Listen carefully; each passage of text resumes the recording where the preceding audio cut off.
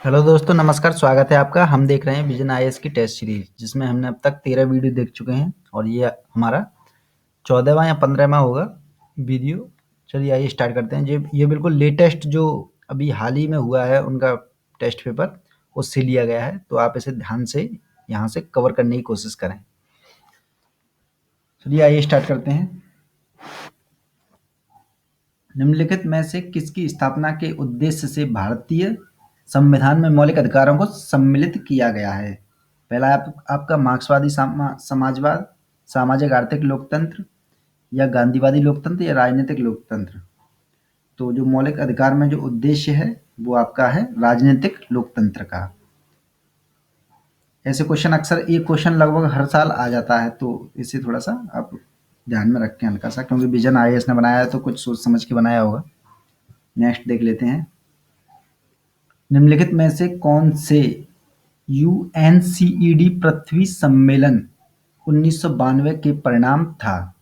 पहला है आपका जैव विविधता अभिसमय, दूसरा United national framework convention on climate change यानी यूएनएफसीसीसी एजेंडा 21। तो इनमें से आपको बताना है कौन से सही हैं। तो आपका जवाब है ये 1, 2, 3 तीनों ही सही हैं। इसे अच्छे से देख लें।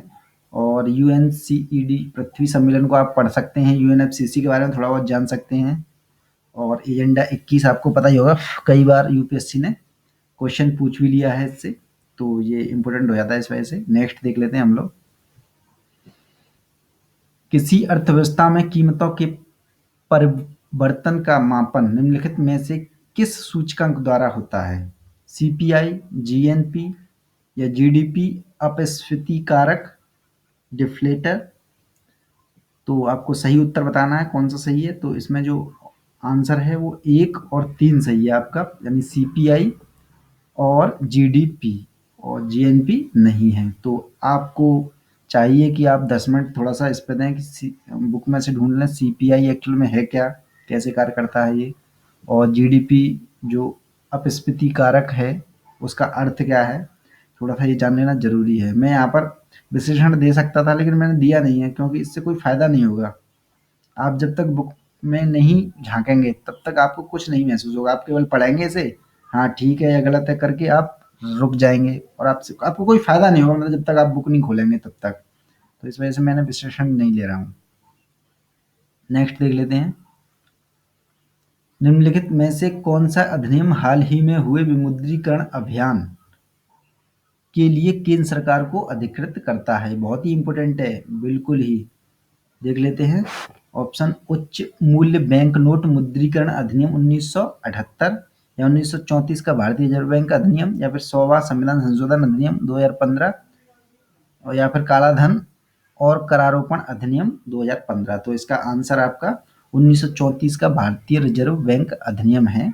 इसकी इसी के तहत जो है 2 बार और विमुद्रीकरण हो चुका है। तो नेक्स्ट देख लेते हैं। इंपॉर्टेंट क्वेश्चन है, इसे अच्छे से देख लें। हाल ही में सुर्खियों में रहे यौगिक टाइटेनियम कार्बाइड और हैफनियम कार्बाइड हैं। ये एक्चुअल में हैं क्या? साइंस रिलेटिव है, अक्सर आ जाते हैं क्वेश्चन, और नया खोजा गया होगा ये जब भी दिया है उन्होंने। तो पहला है ताप विद्युत संयंत्र में कोयले के अपूर्ण दहन से मुक्त यौगिक। दूसरा है ऐसे यौगिक जो अत्यंत उच्च तापमान के लिए अत्यधिक प्रतिरोधी हैं। तीसरा है आपका ऐसे यौगिक जो बिना प्रतिरोध के विद्युत का चालन कर सकते हैं। तीसरा है ऐसे यौगिक जिनसे सेल गैस निष्कर्षण की क्षमता में सुधार होता है। तो एक्चुअली में ये कंफ्यूज कर देते हैं हमें, बिल्कुल सटीकता पे ध्यान देना है। तो टाइटेनियम कार्बाइड और हैफनियम कार्बाइड जो एक्चुअल में है वो है क्या? ऐसे यौगिक जो अत्यंत उच्च ताप के लिए अत्यधिक प्रतिरोधी हैं। तो ये इम्पोर्टेंट है। इससे जो है ऊर्जा क्षय जितनी भी होती है वो कम मात्रा में हो जाएगी, इस वजह से ये इम्पोर्टेंट है दोनों ही तत्व। तो नेक्स्ट देख लेते हैं।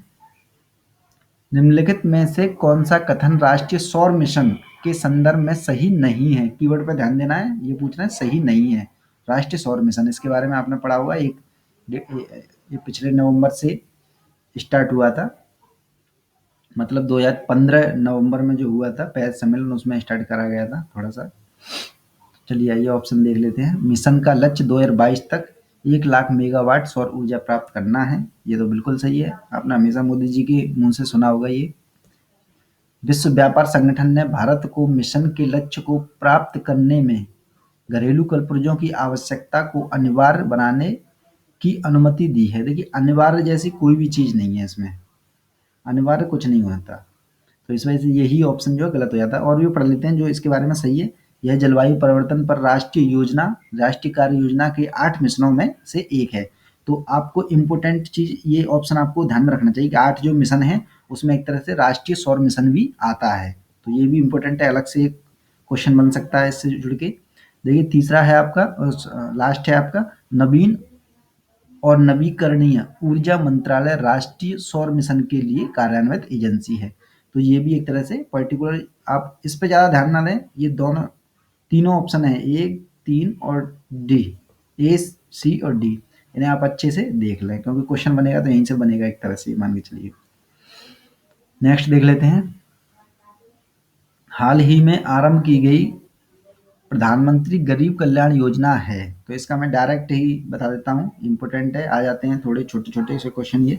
अघोषित आय घोषित करने की एक योजना है ये एक तरह से। नेक्स्ट देख लेते हैं। देखिए, निम्नलिखित युग्मों पर विचार कीजिए। ये नहर दी गई है, इधर फीडर नदी दी गई है, माने कौन सी नदी से ये नहरें निकली हुई हैं। तो पहला है आपका इंदिरा गांधी नहर, क्या सतलज नदी से निकली हुई है? तो आप जवाब देंगे हाँ, निकली हुई है। दूसरा, सतलज यमुना जो लिंक है वो ब्यास नहर से है, ब्यास नदी से है मतलब, तो ये भी सही है। और आपका बकिंघम नहर जो है वो आड्यार नदी से है। तो ये तीनों ही ऑप्शन आपके सही हैं। ये कहीं न कहीं रहे हैं ये सुर्खियों में, इसी वजह से इन्होंने करंट से जुड़ के ये क्वेश्चन दिया है। तो इन्हें आप अच्छे से पढ़ लें, ध्यान में रख लें, आ सकता है क्वेश्चन। नेक्स्ट देख लेते हैं। अमर नायर प्रणाली, अमर नायर प्रणाली विजयनगर साम्राज्य का एक प्रमुख राजनीतिक नवप्रवर्तन था। इस संदर्भ में निम्नलिखित कथनों पर विचार कीजिए। देखिए, विजयनगर साम्राज्य अपने आप में महत्वपूर्ण हो जाता है क्योंकि हाल ही में जो 2016 में मेंस का क्वेश्चन पेपर हुआ है उसमें डायरेक्टली विजयनगर साम्राज्य से आया है। तो इन्होंने क्या किया, प्री में भी रखने की एक कोशिश की है क्योंकि दक्षिण भारत में जो हम नजर डालेंगे तो जो मध्यकाल में जो नगर मिलता है विजयनगर, वही एक तरह से महत्वपूर्ण है, जहाँ के कृष्णदेव राय जो शासक थे उनसे रिलेटेड। तो इसको आपको पढ़ लेना भी चाहिए अच्छे से। तो देखते हैं ऑप्शन क्या है। वे सैन्य कमांडर थे, ये इनके बारे में पूछ रहे हैं, अमर नायर कौन थे? वे सैन्य कमांडर थे जिन्हें शासन करने के लिए कुछ प्रदेश प्रदान किए गए थे। उन्हें राजा के लिए एक सेना रखनी पड़ती थी। उन्हें कर संग्रहण का अधिकार था। तो ये तीनों ही ऑप्शन आपके सही है। एक तरह से ये क्वेश्चन आपको इन्फॉर्मेशन प्रोवाइड करने के लिए ही एक तरह से दिया गया है।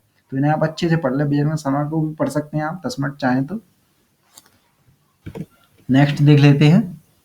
देखिए, योग वैदिक मंत्रोच्चार की परंपरा, लद्दाख का बौद्ध मंत्रोच्चार और रामलीला के मध्य क्या समानता समानता है?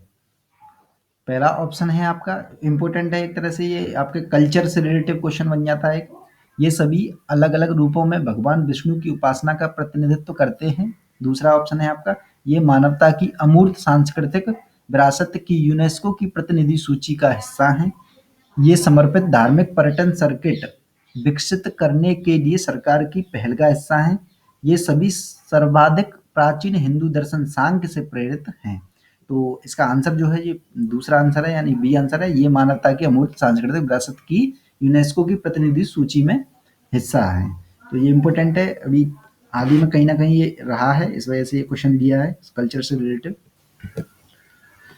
दोस्तों, आज के लिए बस इतना ही। और बाकी के मेरे जो पुराने वीडियो हैं जिन्होंने नहीं देखे हैं अब तक, 13-14 वीडियो आ चुके हैं विजन आईएएस के, उन्हें भी देख लें, बहुत ही ज़्यादा लाभकारी होंगे। बिल्कुल ही ये तो करंट बेस्ड एक तरह से यहाँ से स्टार्ट हो गया है। और वो पुराने जो भी थे जो आपके स्क्रीन पर आ चुके हैं उन वीडियो को देख लें आप, वो आपका बेसिक मजबूत करा देंगे।